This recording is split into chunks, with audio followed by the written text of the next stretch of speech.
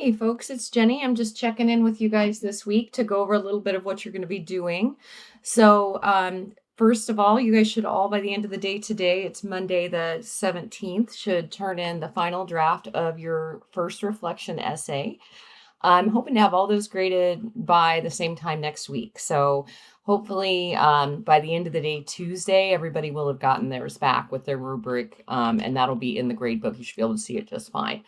You guys are doing a good job getting done with assignments. People are getting things done pretty quickly. I told you this class was going to move at a quick pace.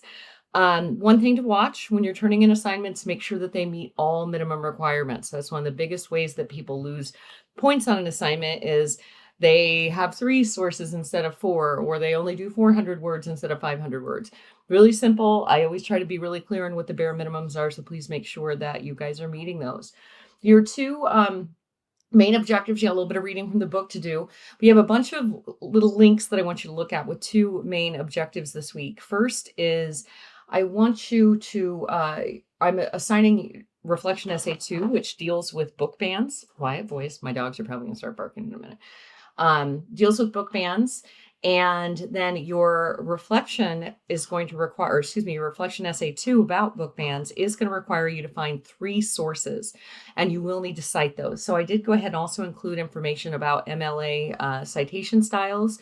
The Purdue OWL, the online writing lab, is a really good resource. So I linked to that. Also shared a couple of articles about book bans just to get you kind of up to date. I do ask that your research sources be separate from, different from the sources that I shared. And lastly, I talked a little bit in the first video about how you would be doing you'll need to read a young adult fiction book for later in the semester.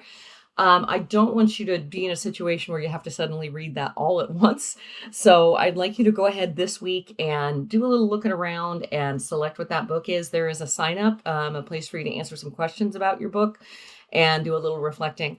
Please avoid ones that everybody has read, like Harry Potter or things like that. So Hunger Games are a little iffy. Some of those have been around for quite a bit, but just really look. I have a couple of different sources that I link to for you that list some of the most popular young adult novels. So there's lots of great stuff out there. So please go ahead and have some fun and look through that and decide what you're gonna read. And again, you can get it from the library. You don't have to purchase it. If it's easier for you to purchase it and you want to keep it, that's fine too.